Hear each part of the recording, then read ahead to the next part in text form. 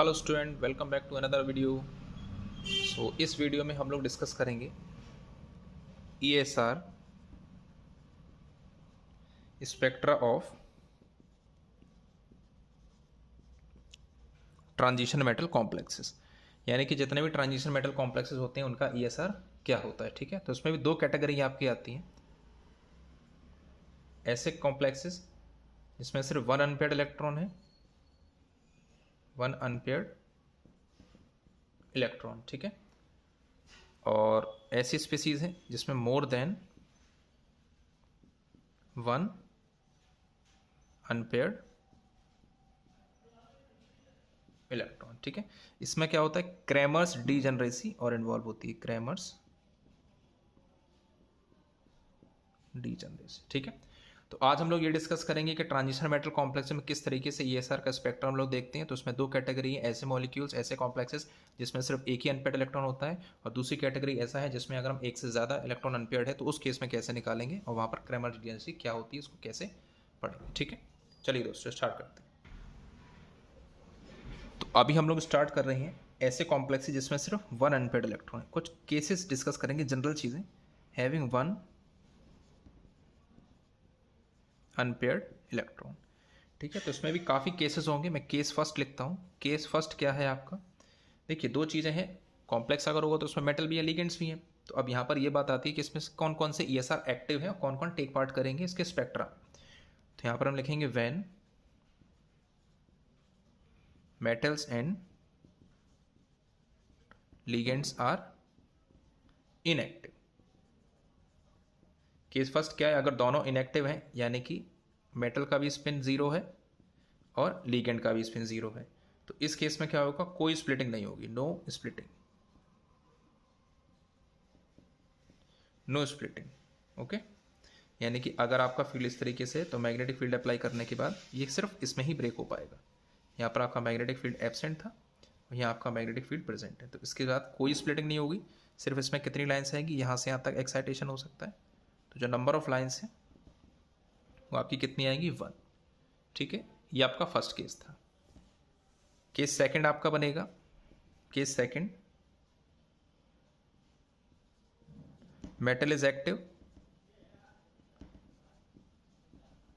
Ligand is inactive. Sorry अगर आपको writing समझ में नहीं आ रही हो, क्योंकि लेक्चर थोड़ा सा लेंदी ना हो इस वजह से मैं ऐसा लिख रहा हूँ। ठीक है, तो मेटल मान लेते हैं ज़ीरो है क्योंकि आपका एक्टिव है, और लिगेंड जो है वो इनएक्टिव है। ठीक है, तो यहाँ अगर स्प्लिटिंग हो रही है तो ये स्प्लिटिंग किस फॉर्मूले से जाएगी, फॉर्मूला आपका वही रहेगा, 2ni+1। ठीक है, जैसे मान लेते हैं मैंने यहाँ पर कोई एक कॉम्प्लेक्स लिखा CuLn, एल मतलब लिगेंड कितने भी हो सकते हैं, 2+4 लगा दिए। यहाँ पर कॉपर की जो स्पिन है वो 3/2 होती है, तो जो नंबर ऑफ लाइन्स हैं, नंबर ऑफ लाइन्स क्या बनेंगी, 2 इंटू 1 इंटू 3/2+1, यानी कि 4 लाइन्स आ जाएगा। अब क्योंकि न्यूक्लियस 1 था तो यहाँ पर जो इंटेंसिटी रेशियो क्या रहेगा, 1:1:1:1:1। ठीक है, तो आपका सेकंड केस था जहाँ पर मेटल एक्टिव था और लिगेंड इनएक्टिव था। अब देखते हैं केस थर्ड। केस थर्ड आपका है व्हेन मेटल इज इनएक्टिव,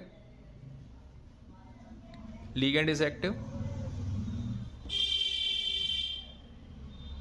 जब मेटल इनएक्टिव होगा इसका मतलब क्या है, मेटल की स्पिन जो है ज़ीरो होगी, लेकिन लिगेंड की स्पिन जो है वो ज़ीरो नहीं होगी।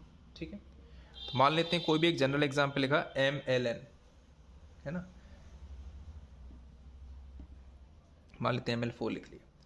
तो आई मान लेते हैं लिगेंड की जो स्पिन है 1/2 है, तो नंबर ऑफ लाइन्स क्या आएंगे, नंबर ऑफ लाइन्स, फॉर्मूला आपका लगेगा 2 इंटू 4 इंटू 1/2+1, कैंसिल हो गया, कितना आ गया 5।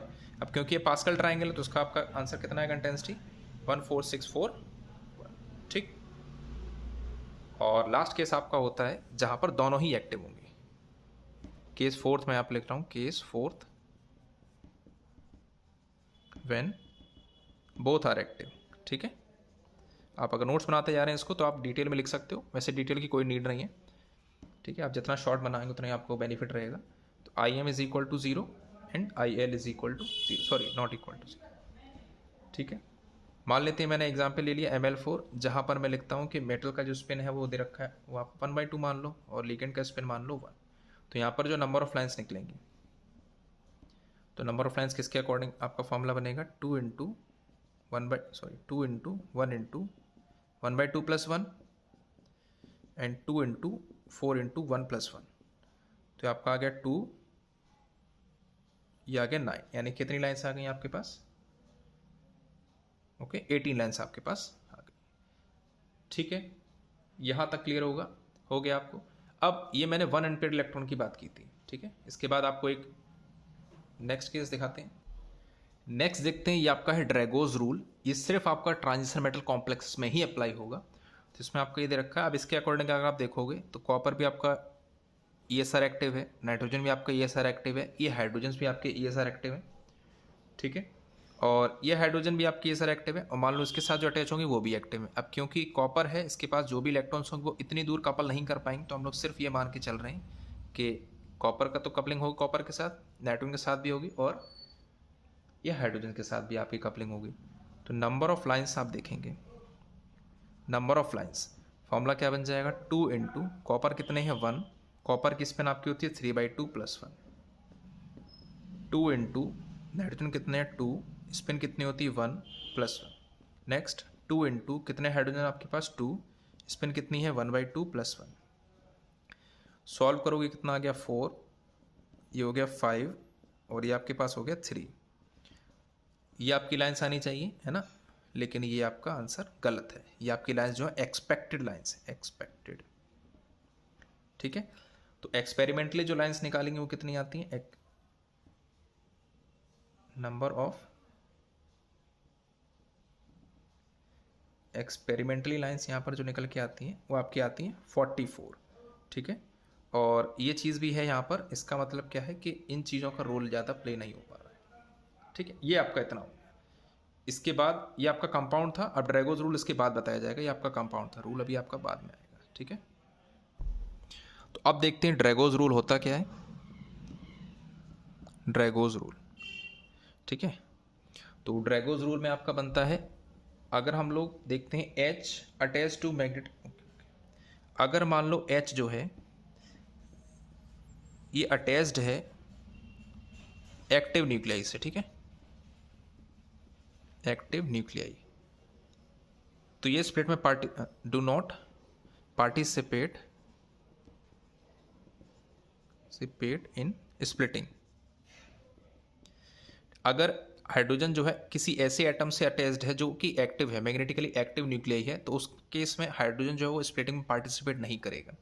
और सेकंड क्या बनता है, H अटैच टू, अगर मान लो हाइड्रोजन किसी इनएक्टिव न्यूक्लियाई से अटैच्ड है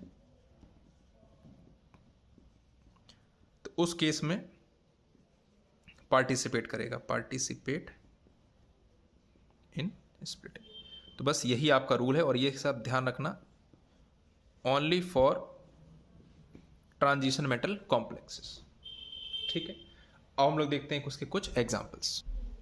देखिए जैसे कि फर्स्ट एग्जांपल हम लोग लेके चल रहे हैं TiH2O होल 6 3+, ठीक है। अब क्योंकि 3+ दे रखा है तो Ti का आपका क्या होता है, वैसे तो 4H2 3D1 होता है ना,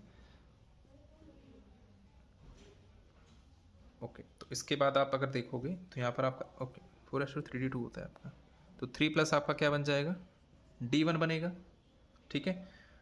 तो D1 आप लिख सकते हो, और यहाँ पर आप देखोगे ना इस तरीके से आप लिखोगे D1, तो अब यहाँ पर कोई भी JTD तो अप्लाई नहीं हो रहा है, जॉन टेलर डिस्टॉर्शन यहाँ पर नहीं हो रहा है, तो इसका मतलब जितने भी बॉन्ड्स बनेंगे सब इक्वल डिस्टेंसेस पर बनेंगे।